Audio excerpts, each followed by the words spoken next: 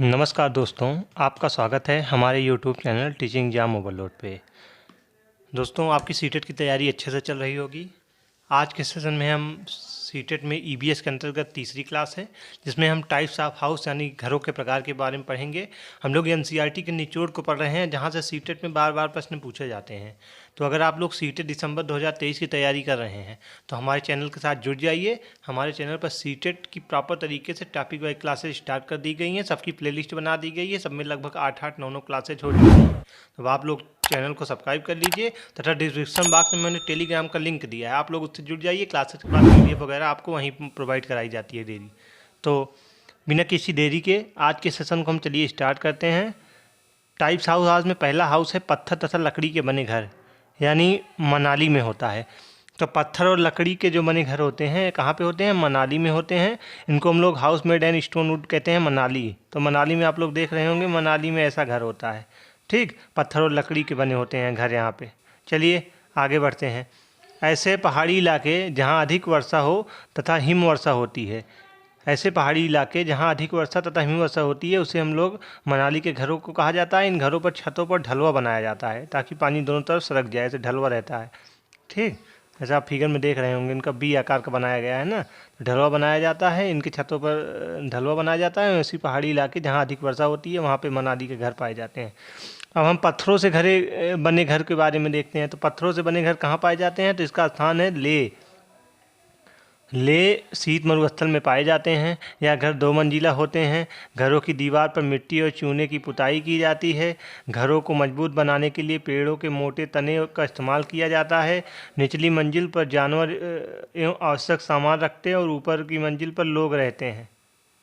ठीक, चलिए हम आगे बढ़ते हैं। नीचे की मंदिर पर कोई भी खिड़की नहीं होती है एवं फल एवं सब्जियों को छत पर सूखने के लिए डाला जाता है। तो जो पत्थरों के बने घर होते हैं इनकी क्या क्या विशेषताएं होती हैं? लेह शीत मरुस्थल में पाए जाते हैं। या घर 2 मंजिला होती हैं। घरों की दीवार पर मिट्टी और चूने की पुताई की जाती है। घरों को मजबूत बनाने के लिए पेड़ों के मोटे तने का इस्तेमाल किया जाता है। वहीं निचली मंजिलों पर जानवर एवं आवश्यक सामान रखे जाते हैं और ऊपर की मंजिल पर लोग रहते हैं। वहीं नीचे की मंदिर पर कोई भी खिड़की नहीं होती है। फल एवं सब्जियों को छत पर सूखने के लिए डालते हैं। वहीं हम अब बांस के बने घर के बारे में बात करते हैं। तो बांस के बने घर जो होते हैं आप लोग ऐसे देखे रहते हैं, 10 से 12 फीट ऊंचे बनाए जाते हैं। या असम में पाया जाता है जहाँ वर्षा ज़्यादा होती है। तो बांस के बने घर पर अधिक वर्षा वाले स्थान पर पाए जाते हैं एवं अधिक बाढ़ वाले क्षेत्र में इसका स्थान कौन सा है? स्थान इसका असम है। ठीक, चलिए। घर जमीन से 10 से 12 फुट यानी 3 से 3.5 मीटर ऊंचे बने होते हैं। इन्हें बांस के मजबूत खंभों पर बनाया जाता है। या घर अंदर से भी लकड़ी के बने होते हैं। इन घरों की छतें ढलुआ होती हैं। तो घर ज़मीन से 10 से 12 फुट यानी 3 से 3.5 मीटर ऊंचे बने होते हैं। इन्हें बांस के मजबूत खंभों पर बनाया जाता है। या घर अंदर से भी लकड़ी के बने होते हैं। इन घरों की छतें ढलुआ होती हैं। चलिए आगे बढ़ते हैं। अब हम मिट्टी तथा झाड़ियों से बने घर के बारे में देखते हैं। तो मिट्टी तथा झाड़ियों से जो बने घर होते हैं यानी ये राजस्थान में पाए जाते हैं। कहाँ पे पाए जाते हैं? राजस्थान में। ठीक, चलिए आगे बढ़ते हैं। यह घर अधिक गर्मी वाले स्थानों पर पाए जाते हैं। यहाँ कम वर्षा होती है, जैसे राजस्थान। ठीक, और घरों पर दीवारें जो होती हैं मोटी छोटी तथा मिट्टी से बनी होती हैं। दीवारों को लेप कर सुंदर बनाया जाता है ताकि मिट्टी टूटे नहीं। गोबर मिट्टी झाड़ छतें कटीली झाड़ियों से बनी होती हैं। वहीं इनको छत बनाने में इनके नीम एवं कीकर की लकड़ियों का प्रयोग किया जाता है ताकि कीड़े ना लगें। तो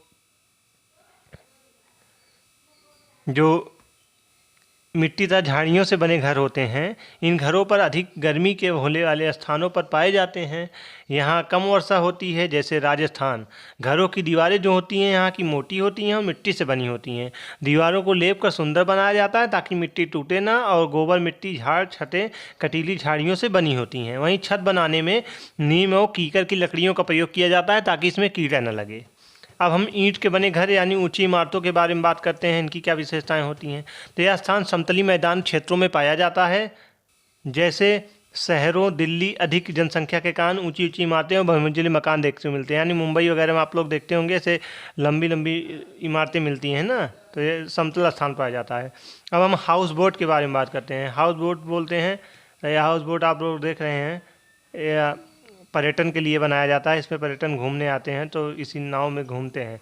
यह कहाँ पाया जाता है? तो इसका स्थान है डल झील श्रीनगर। तो यह डल झील श्रीनगर में पाया जाता है। वहीं इसकी लंबाई जो होती है 80 फीट तथा चौड़ाई 8 से 9 फीट होती है। इस पर बहुत सुंदर नक्काशी पाई जाती है। तो इस पर बहुत सुंदर नक्काशी पाई जाती है जिसे ख़त्मबंद कहते हैं। क्या कहते हैं? ख़त्मबंद कहते हैं। यह पर्यटकों के लिए होती है। तो इसका स्थान डल झील होता है श्रीनगर में। इसकी लंबाई 80 फीट तथा चौड़ाई 8 से 9 फीट होती है। इन पर बहुत सुंदर नक्काशी पाई जाती है जिसे हम लोग ख़त्मबंद कहते हैं। यह पर्यटकों के लिए होती है। चलिए, डोंगा या झेलम नदी किसे कहते हैं? तो डोंगा झेलम नदी के बारे में देखते हैं। तो यह हाउस बोट की तरह लकड़ी के बने होते हैं। तो यह हाउस बोट की तरह लकड़ी के बने होते हैं। इनको हम डोंगा नक्काशी रहित होते हैं। इसमें अलग अलग कमरे बने होते हैं तथा इसमें स्थानीय लोग रहते हैं। तो ये हाउस बोट की तरह ही होती है लेकिन यह लकड़ी की बनी होती है और इसमें डोंगा नक्काशी रहित होती है। इसके अलग अलग कमरे बने होते हैं तथा इसमें स्थानीय लोग रहते भी हैं। तो वहाँ के जैसे आप लोग देख रहे होंगे नदी किनारे से बनाया जाता है। इसके घर में इसी में लोग अब नदी किनारे लोग रहते हैं। ठीक, चलिए अब हम बर्फ़ का घर यानी इग्लू के बारे में देखते हैं। इग्लू की क्या विशेषता है? तो इग्लू जो है या एस्किमो इसको भी कहते हैं। तो यह एस्किमो जो होता है शिकारियों का स्थायी निवास होता है।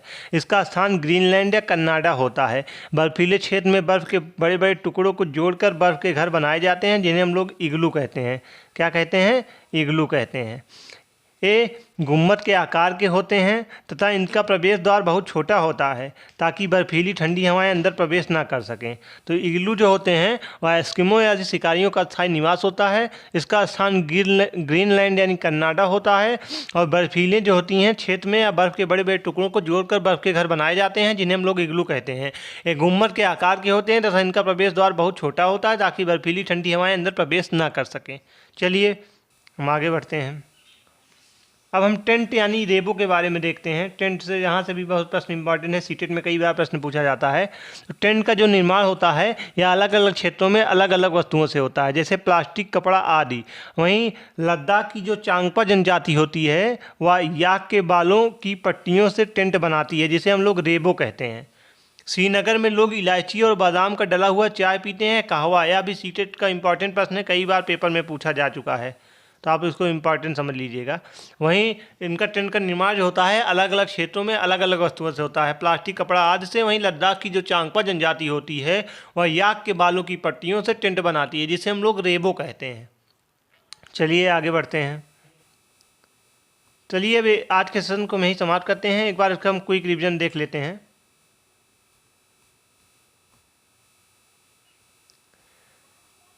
मनाली में कौन सा घर पाया जाता है? पत्थर और लकड़ी के बने घर पाए जाते हैं। ऐसी पहाड़ी इलाके जहाँ अधिक वर्षा होती है वहाँ पे ही वर्षा के कारण इन घरों को छतों को ढलवा बनाया जाता है। और पत्थरों से बने घर कहाँ पाए जाते हैं? तो इसका स्थान लेह शीत मरुस्थल में पाए जाते हैं। यहाँ घर 2 मंजिला होते हैं। घरों की दीवार पर मिट्टी और चूने की पुताई की जाती है। घरों को मजबूत बनाने के लिए पेड़ों के मोटे तनों का इस्तेमाल किया जाता है। वहीं निचली मंजिल पर जानवर एवं आवश्यक सामान रखते हैं और ऊपर की मंजिलों पर लोग रहते हैं। वहीं नीचे की मंजिल पर कोई खिड़की नहीं होती है। फल और सब्जियों को छत पर सूखने के लिए डालते हैं। बांस के बने घर असम में पाए जाते हैं जहां वर्षा ज़्यादा होती है, बाढ़ अधिक आती है। यह घर ज़मीन से 10 से 12 फीट यानी 3 से 3.5 मीटर ऊंचे बनाए होते हैं। इन्हें बांस के मजबूत खंभों पर बनाया जाता है। यह घर अंदर से भी लकड़ी के बने होते हैं। इन घरों की छतें ढलुआ होती हैं। वहीं मिट्टी और झाड़ियों के बने घर रेगिस्तान में पाए जाते हैं यानी रेगिस्तान जैसे राजस्थान में पाए जाते हैं। यहाँ घर अधिक वर्षा वाले स्थानों पर पाए जाते हैं जहाँ कम वर्षा होती है। घरों की दीवारें मोटी होती हैं तथा मिट्टी से बनी होती हैं। दीवारों पर लेप कर सुंदर बनाया जाता है ताकि मिट्टी टूटे नहीं। गोबर, मिट्टी, झाड़, छत्ते एवं कटीली झाड़ियों से बनी होती हैं। छत बनाने में नीम एवं कीकर की लकड़ियों का उपयोग किया जाता है। ईंट के बने घर यानी ऊंची इमारतें कहाँ पाई जाती हैं? समतल मैदानी क्षेत्रों में पाई जाती हैं। जैसे दिल्ली अधिक जनसंख्या ऊंची ऊंची इमारतें एवं बहुमंजिले मकान देखने को मिलता है। और हाउस बोट की बात करें तो राजस्थान का डल झील यानी श्रीनगर में पाया जाता है। इसकी लंबाई 80 फीट, चौड़ाई 8 से 9 फीट होती है। इस पर बहुत सुंदर नक्काशी पाई जाती है जिसे ख़त्मबंद कहते हैं। यह पर्यटकों के लिए होता है। यानी डोंगा यानी झेलम नदी की बात करें तो हम लोग या हाउस बोट की तरह ही लकड़ी के बने होते हैं। डोंगा नक्काशी रहित होते हैं। इसमें अलग अलग कमरे बने होते हैं। इसमें स्थानीय लोग रहते हैं। बर्फ का घर यानी इग्लू के बारे में बात करें तो इग्लू एस्किमो को कहा जाता है या शिकारियों का स्थायी निवास होता है। स्थान ग्रीनलैंड, कनाडा। बर्फीले क्षेत्र में बर्फ के बड़े बड़े टुकड़ों में जोड़कर बर्फ के घर बनाए जाते हैं जिन्हें इग्लू कहते हैं।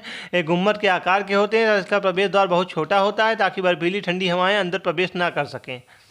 वहीं टेंट की बात करें तो टेंट का निर्माण अलग अलग क्षेत्रों में अलग अलग वस्तुओं से होता है, जैसे प्लास्टिक, कपड़ा आदि से। वहीं लद्दाख की बात की जाए तो लद्दाख की जो चांगपा जनजाति होती है वह याक के बालों के पट्टियों से टेंट बनाती है, जिसे हम लोग रेबो कहते हैं। वहीं श्रीनगर में लोग इलायची और बादाम डला हुआ चाय या कहवा पीते हैं। और तो आज के सेशन को मैं ही समाप्त करते हैं। कल फिर मिलते हैं किसी नए सेशन के साथ। तब तक हमारे चैनल को लाइक करिए, सब्सक्राइब करिए, ज़्यादा से ज़्यादा शेयर करिए। तथा अगर आप इसका PDF प्राप्त करना चाहते हैं तो डिस्क्रिप्शन बॉक्स में मैंने टेलीग्राम का लिंक दिया है, आप लोग उस लिंक से ज्वाइन हो जाइए। वहाँ पे आपको टेलीग्राम ग्रुप पे आपको PDF डेली क्लासेज की मिल जाएंगी। चलिए फिर आज के सेशन को मैं ही समाप्त करते हैं। धन्यवाद।